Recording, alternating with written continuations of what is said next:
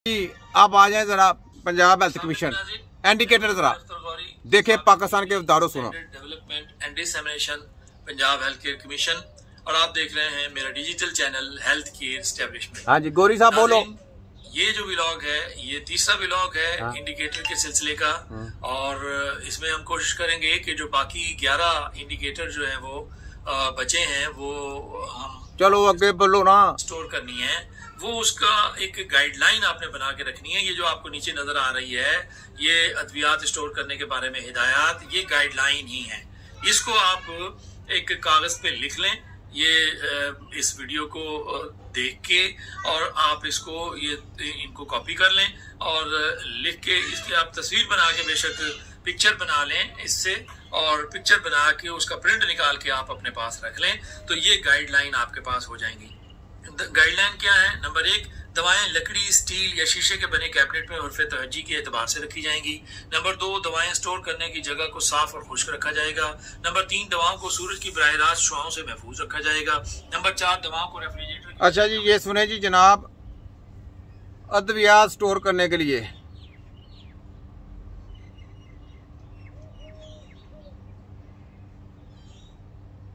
ये डॉक्टरों के लिए है, ये डॉक्टरों के लिए, मैं क्या शायद तबीबों के लिए है, क्योंकि मैंने इनकी बैंड बजा दी थी कि तबीबों की तुम मामे लगते हो, तबीबों का इंडिकेटर बताने वाले, तबीब का तबीब बताएंगे। ये मेडिकल कोई केमिकल है, ये केमिकल खिला रहे हैं तुम्हारे खोतों की ऐसी कितनी। अगर हकीमों के मतलब तुम बात करोगे तो है हकीमों का इंडिकेटर खुद हकीम बताएंगे कि क्या रखना है क्या नहीं करना। तुम मामे लगते हो, सारी जिंदगी 75 सालों से लोगों को जहर खिलाते रहे हो और आज भी जहर खिला रहे हो। तो जनाब उनको कहते हैं शीशे में रखें, फलाना रखें, टमाकाना रखें, ऐसा रखें, सूर्य की छांव से दूर रखें, सूर्य की छांव, इसको 5 मिनट में इधर रख दो, वो केमिकल वो जहर बन जाएगा, पॉइजन बन जाएगा। तो जो फ्रिज में रखेंगे तो वो क्या करेगा, वो स्टोर ही होता रहेगा। गोश्त आप कितने देर रखते हैं, मुझे ये बता, गोश्त कितनी देर तक आप रखेंगे उसमें, फ्रिज में रखेंगे ना, तो उनका जो केमिकल है वो कितनी देर आप स्टोर में रखेंगे, तो वो एंड पे जहर ही बनना ना, वो जहर ही रहना है। वो चाहे उसको आप यूज करें या ना करें, चाहे वो उसको फ्रिज में रख दें, वो जहर ही है, क्योंकि केमिकल है, केमिकल जहर होता है।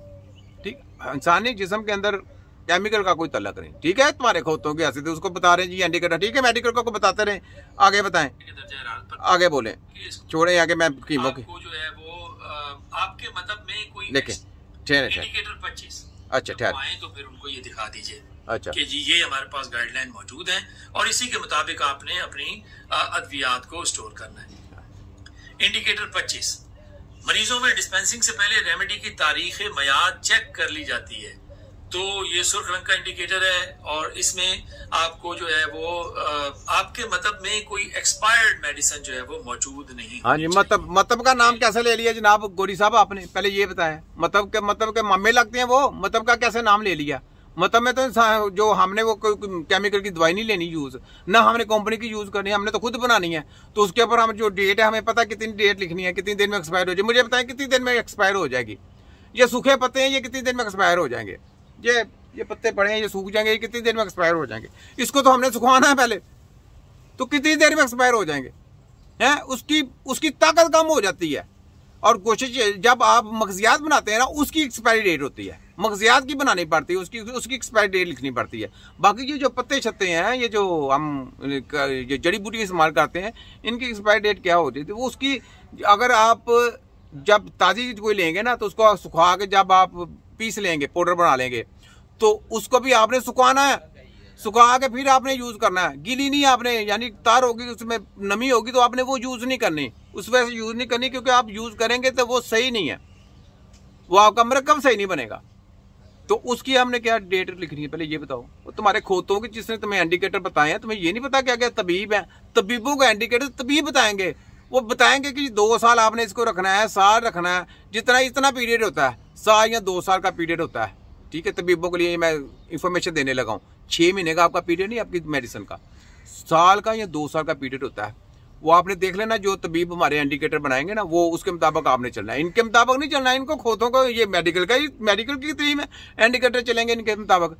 है तुम्हारे खोतों की देखो, तुम्हारे मैं इंडिकेटर लगाता हूँ, इनकी सिर्फ और सिर्फ 1 महीने से 15 दिन से ऊपर इनकी मेडिसिन लेट हुई तो कचरे में इनको लेनी नहीं किसी ने। तो एंड पे फार्मेसी एक फारक, तो एंड के ऊपर कहाँ पे आना है इन्होंने, फिर तबीबों के नीचे आना है। तुम क्या समझते हो, तबीब को ऐसे ही मैं तुम्हें रगड़ा फेर के रख दूंगा।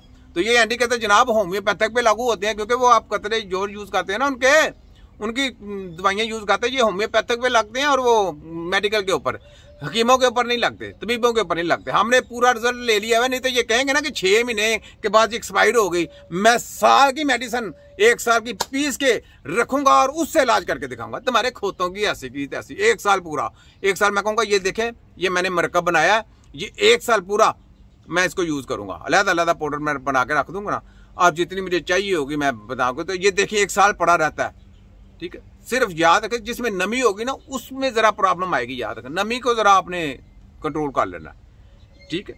तो ये जनाब पता चल गया छोटे की हिमका के कहाँ रिसर्च है। तुम्हें तो ये भी नहीं पता कि दवाई के अलावा भी कुछ देना है, वो क्या देना है वो भी बताएंगे तुम्हें। नहीं होनी चाहिए, क्योंकि अगर एक्सपायर्ड मेडिसिन होगी तो फिर आपके खिलाफ कार्रवाई भी हो सकती है। तो मतलब में कोई एक्सपायर्ड मेडिसिन आपने नहीं रखनी है। इंडिकेटर 26 लेबल लगाने की तमाम शराइत पूरी की जाती हैं। अच्छा, अब ये लेबल भी आपने प्रिंट करना है। ये जो मेडिसिन आपने, जो अद्वियात आप मतलब से मरीजों को देंगे, जो डिस्पेंस करेंगे, उस पे आप इस तरह का लेबल जो है वो प्रिंट करा के अपने पास रखेंगे और मरीजों की बोतल पे या आप अगर उसको पुड़ियां दे रहे हैं तो पैकेट पे लगाएंगे। और उसमें क्या है, इसमें ये सैंपल मौजूद है, इसमें आपने प्रिंट कराना है, नाम मरीज लिखना है, फिर हवाला नंबर। ये हवाला नंबर वो है जो आपने मरीज को दिया था, जो हमने पीछे इंडिकेटर पढ़ा था कि मरीज का रिकॉर्ड आपने रखना है, तो ये हवाला नंबर देना है, फिर दवा का नाम लिखना है, तारीख इजरा यानी किस तारीख को आपने दवा दी थी और किस तारीख को दवा दी है, और तारीख इंतहाई मुद्दत। इनकी गेमें देखते जाएं।